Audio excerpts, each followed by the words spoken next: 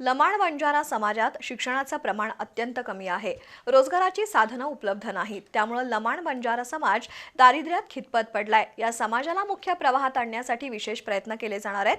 त्याबद्दलची दिशा ठरवण्यासाठी 15 फेब्रुवारी रोजी कोल्हापुरात समाजाचा मेळावा आयोजित केलाय, अशी माहिती बंजारा समाज नेते सचिन नाईक आणि सुरेश चव्हाण यांनी पत्रकारांशी बोलताना दिली।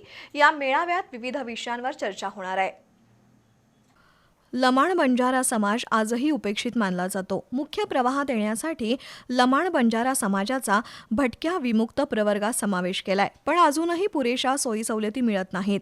शिक्षणाचं प्रमाण अत्यंत कमी आहे। समाजातील महिलांना रोजगार मिळत नाही। समाजाच्या प्रगतीची दिशा ठरवण्यासाठी 15 फेब्रुवारी रोजी लमाण बंजारा समाजाचा मेळावा आयोजित केलाय।